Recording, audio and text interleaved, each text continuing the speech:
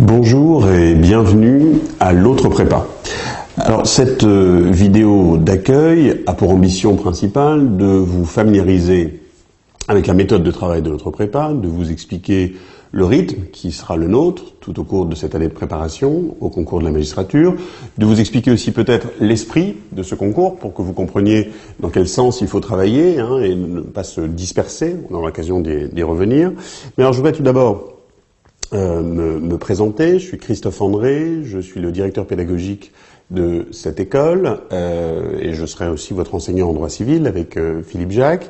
Je voudrais vous préciser tout de suite que s'agissant des difficultés ou des questions que vous pourrez rencontrer au cours de l'année, il faudra bien distinguer les questions administratives qui relèvent d'Alexandre Arnstam, qui lui est directeur administratif, des questions pédagogiques pour lesquelles vous pourrez me poser des questions sur mon mail, je vais vous préciser tout cela, même si vous aurez bien sûr un certain nombre de contacts avec l'équipe enseignante et l'équipe des correcteurs également. Alors, j'y insiste, donc si vous avez une question relative à un emploi du temps, relative également à une copie ou que sais-je encore, ça c'est de l'administratif, donc vous passez par contact l'autre prépa, c'est Alexandre Arnstam qui saura vous répondre dans un temps utile. Si vous avez des questions pédagogiques, des questions de fond, des questions de méthode ou que sais-je encore, il ne faut pas hésiter à me solliciter sur mon mail, Christophe en minuscule, tout attaché online, ONLINE, @orange.fr. Et je suis tout à fait à votre disposition pour répondre à ces diverses questions. Je crois que c'est important de ne pas se sentir isolé, de se sentir coaché en quelque sorte pendant toute la préparation au concours. Alors maintenant, s'agissant de l'équipe pédagogique, elle est composée d'une trentaine de professeurs et de correcteurs, pour un tiers universitaire, pour 2 tiers magistrats, dont certains ont d'ailleurs été correcteurs au concours. L'idée étant bien sûr d'être au plus près de la notation du concours pour qu'il n'y ait pas de mauvaise surprise. Le pire étant éventuellement d'être surnoté. Voilà, quelqu'un qui pendant son année de préparation aurait d'excellentes notes et qui s'effondrerait le jour du concours, moi je considère que ce serait de notre faute, c'est que nous aurions entretenu en quelque sorte une illusion de capacité. Bon.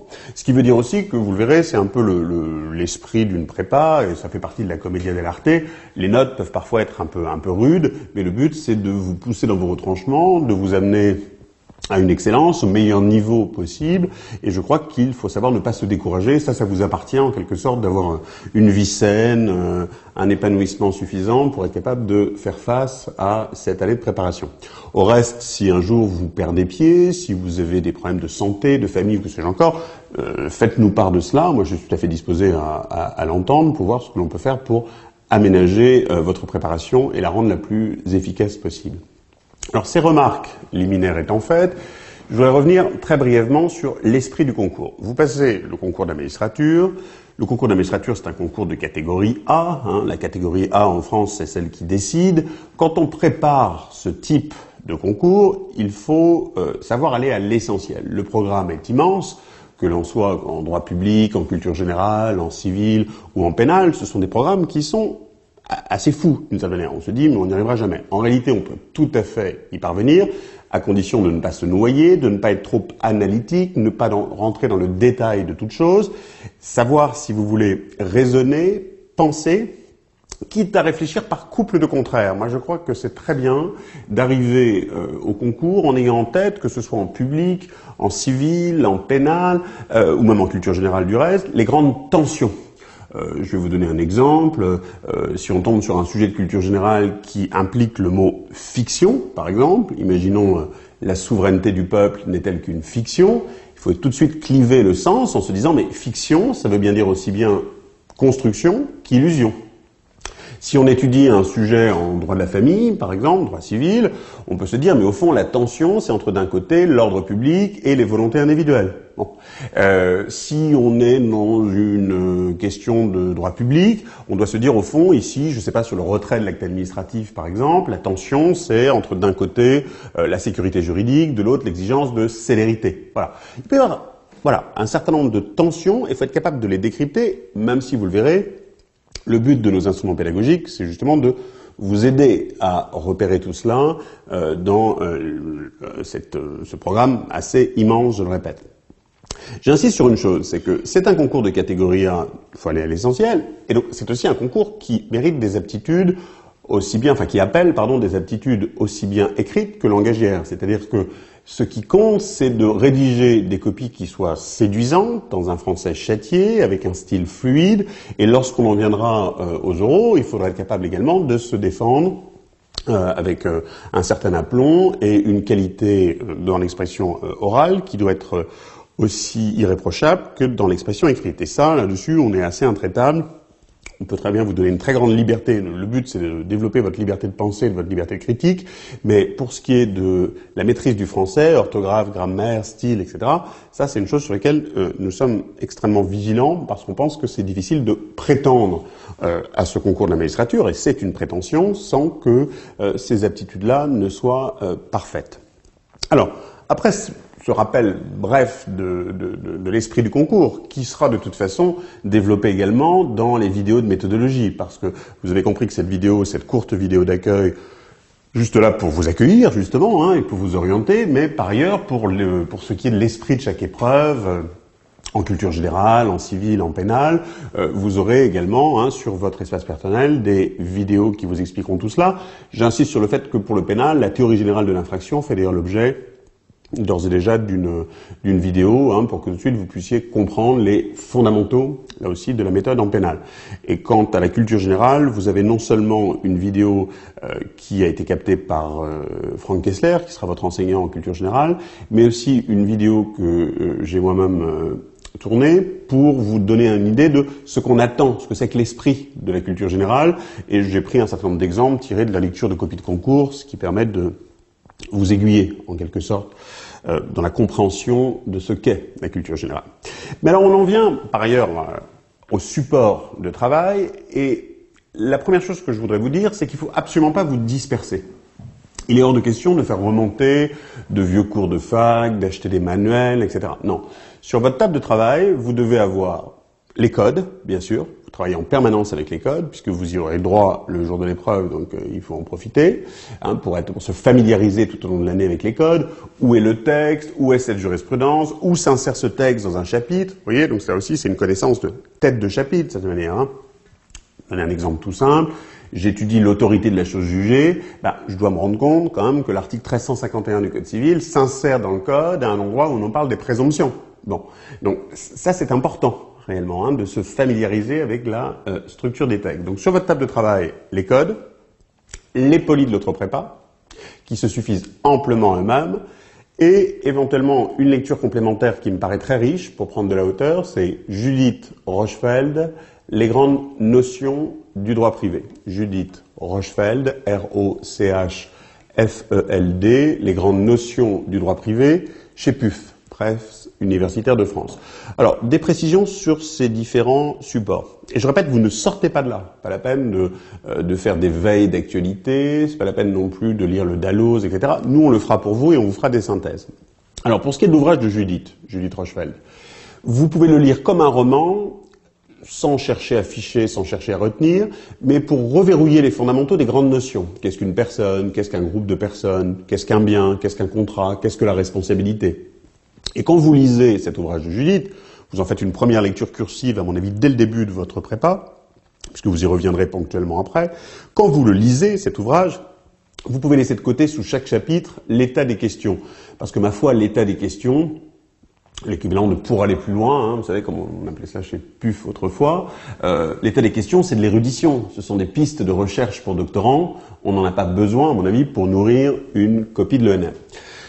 Donc ça, c'est une première précision et c'est une première lecture que vous pourriez avoir, Judith Rochefeld, les grandes notions du droit privé. S'agissant des polis de l'autre prépa, j'y insiste, leur ambition, c'est d'être suffisamment dense, suffisamment complet pour faire face à tous les sujets et à toutes les éventualités du programme. Bon. Mais alors, il y a quand même des précisions. Tout d'abord, il est bien évident que sur certaines questions, nous avons décidé d'aller un peu plus vite dans le poli, pour une bonne raison, c'est qu'on considère que c'est bien traité dans le code, ça a été réformé clairement, et s'il y a lieu ensuite de compléter cette question, eh bien nous le ferons par des documents que nous mettrons en ligne ultérieurement sous forme de dissertation. Je vous prends un exemple tout de suite. si on prend le droit des personnes, moi je considère que sauvegarde de justice, curatelle, tutelle, tout cela a été bien réformé par la loi du 5 mars 2007. L'essentiel est dit dans le code. Alors bien sûr, vous le retrouvez dans le polycopier, mais de façon très concise. Et par ailleurs, nous mettrons en musique ce type de thème au cours de l'année avec un certain nombre de sujets de dissertation et de polycopier. Et ça me paraît autrement plus fécond que de le détailler de façon trop ample dans un polycopier. Même chose en droit pénal, un certain nombre d'infractions très spéciales, diffamation, injure, tout ce qu'on trouve dans la loi du 29 juillet 1881. Bon, il y a ça et là des allusions à cela dans le polycopier, mais ce n'est pas amplement développé. Ça sera beaucoup plus intéressant de le retrouver, là encore, dans des dissertations plus dynamiques. Hein. Ça me paraît plus utile. Alors, ça, c'est une remarque importante s'agissant des polycopiers pour les matières techniques, si je puis dire. Pour ce qui est de la culture générale, vous recevrez un premier polycopier de culture générale qui n'a pas d'autre ambition que de vous donner une idée de l'ampleur de ce que c'est que la culture générale. Parce que ce serait une gageure, bien sûr, de prétendre dans un polycopier de 400 pages, dire voilà toute la culture générale. Ce serait l'équivalent de ces mauvais ouvrages, type la culture générale pour les nuls ou que sais-je encore. C'est pas ça du tout la prétention. Parce que de toute façon, en plus de ce petit ouvrage de culture générale, vous aurez tout un réseau de fiches de lecture et nous vous inviterons à lire un certain nombre d'ouvrages, outre bien sûr ces fiches de lecture, parce que la culture générale, c'est quelque chose qui ne se fait pas sans effort. Il ne faut pas s'illusionner, on n'achète pas de la culture générale. Au bout d'un moment, il faut avoir le courage de lire et parfois certaines personnes, après 5 ans de fac de droit, se rendent compte qu'il est temps peut-être de lire. Bon. Je voudrais préciser que pour ce qui est des dates d'envoi, pour celles et ceux qui s'inscrivent au cours de l'été, ils ou elles recevront d'abord le polycopier de culture générale au cours de cet été, puis les polycopiers des matières techniques, si je puis dire, civil, pénal, public, autour du 20 septembre, ce qui nous donne le temps d'actualiser ces polycopiers, notamment lorsqu'il y a une session exceptionnelle au Parlement, comme c'est parfois le cas, jusqu'en août. Hein. Pour celles et ceux qui s'inscrivent après le 20 septembre, eh bien, ils recevront, en général, dans les 8 jours de la validation de leur inscription, l'ensemble des polycopiers. Alors, ces remarques étant faites, et j'y insiste, pas de dispersion, on ne peut pas s'offrir le luxe d'acheter des ouvrages, de compiler ou de compulser je ne sais combien de manuels ou d'ouvrages.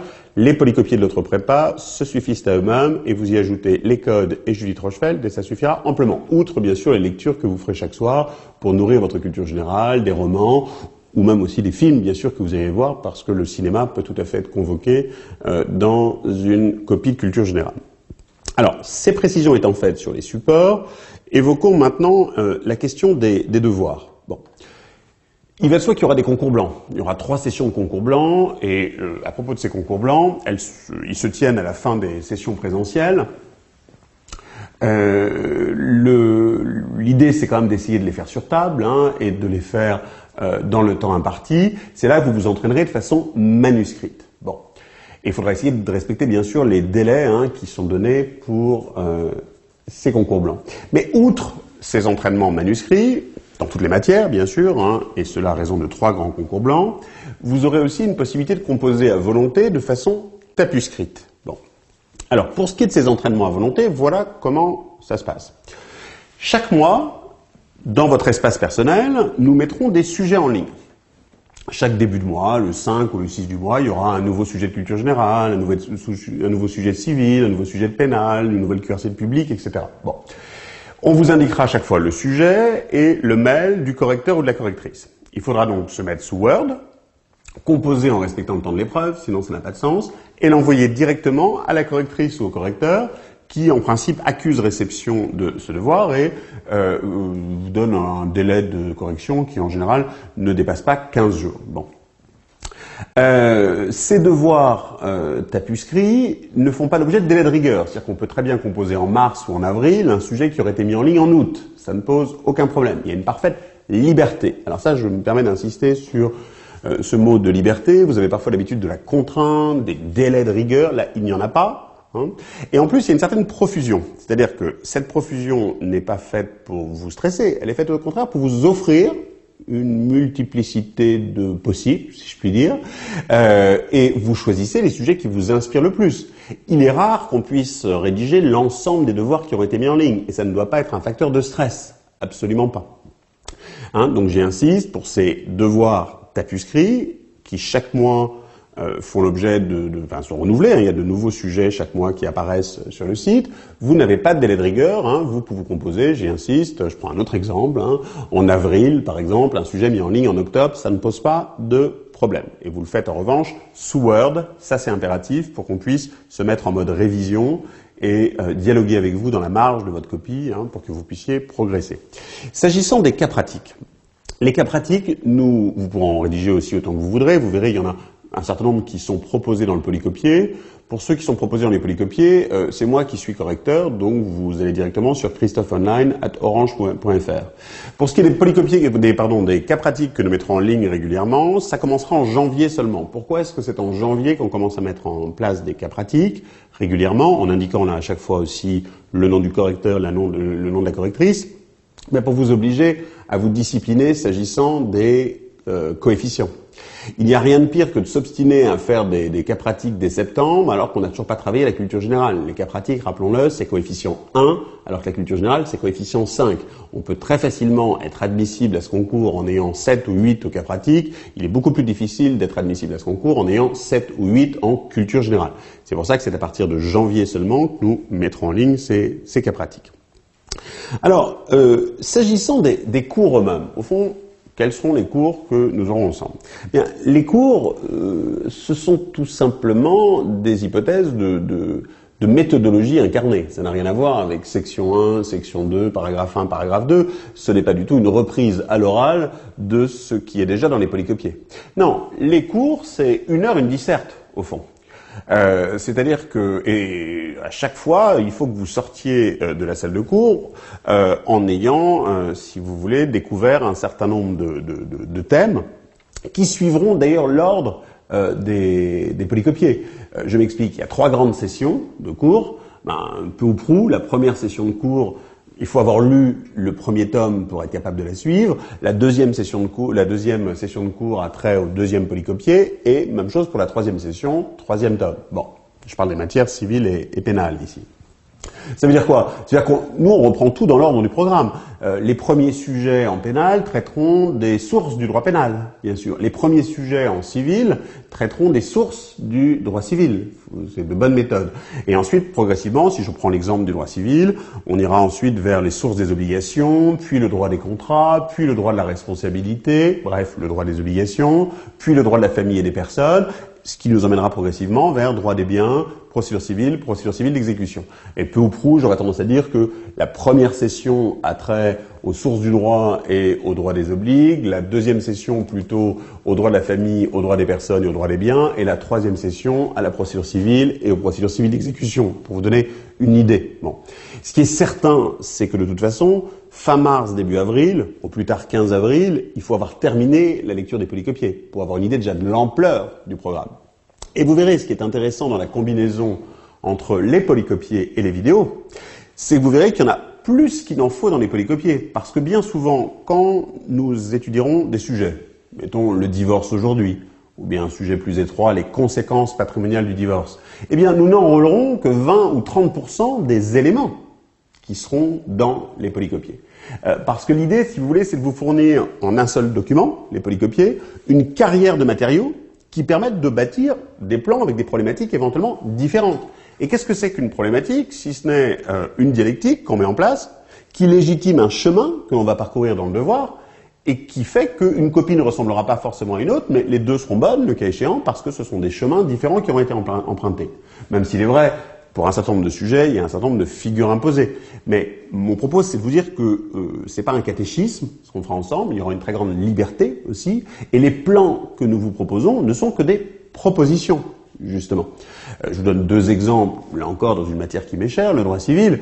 Moi, je suis plutôt partisan de la responsabilité contractuelle, je ne crois pas que ce soit un faux concept. je vous ferai un plan plutôt favorable à la responsabilité contractuelle. Si l'une ou l'un d'entre vous veut me faire un plan qui dégomme la responsabilité contractuelle en considérant que c'est un faux concept, très bien, si c'est argumenté, ça mérite, à mon avis, une bonne note. Même chose pour la cause en droit des contrats, qui, vous le savez, est une notion dont les jours sont comptés, et vous savez que la doctrine est partagée entre les pros et les anti-causalistes. Voilà, on peut admettre tout à fait des argumentations dans les deux sens, à condition justement que ce soit étayé. Et c'est là que j'en viens à cette idée fondamentale, c'est que quand on a compris qu'au concours, on vous demande une argumentation fluide, en français, non pas exhaustive, mais qui enrôle les notions fondamentales, vous avez compris que ça peut être un grand bonheur de réviser. Ça ne va pas du tout être récitatif, ça ne va pas du tout être un pinsomme. Non, au contraire, vous allez prendre plaisir, après 4 ou 5 ans en fac de droit, ou dans un institut d'études politiques, ou à Normal Sup, puisque vos origines sont diverses pour ce qui est de vos cursus, de voir ou de revoir un certain nombre de notions, en prenant un peu de recul, justement, en essayant de vous étonner pour être capable de restituer vos connaissances avec du relief, avec de la séduction, parce que, rappelons-le, un concours, ça exige justement de la séduction. Alors, je vous remercie de votre attention. Vous n'hésitez pas, si j'ai été peu clair ou trop rapide, c'est souvent mon cas, hein, j'ai tendance à parler comme une télévision italienne, eh bien, s'il y a des choses qui ne sont pas claires, vous m'envoyez un mail sur christopheonline@orange.fr et je vous répondrai bien volontiers. J'insiste sur le fait que entre Christophe et Online, il n'y a pas de point, c'est tout attaché. Et là, vous verrez, ça fonctionne et je vous répondrai, là encore, avec une certaine célérité, ce qui me permet d'insister sur une chose, quand vous envoyez un mail, vous guettez bien votre boîte mail. Certains utilisent leur boîte mail comme une poste restante dans les années 50. Moi, j'attends une certaine réactivité de la part des étudiants. Nous-mêmes, nous sommes réactifs 7 jours sur 7. Donc, de votre part, si vous envoyez un mail, surveillez bien votre boîte mail parce que parfois, nous vous donnerons des rendez-vous téléphoniques pour échanger avec vous. Et ça serait bien que vous puissiez les honorer. Et pour les honorer, encore faut-il avoir repéré le mail qui vous a été envoyé. Je vous remercie de votre attention. Et je vous souhaite une excellente année en notre compagnie. Merci.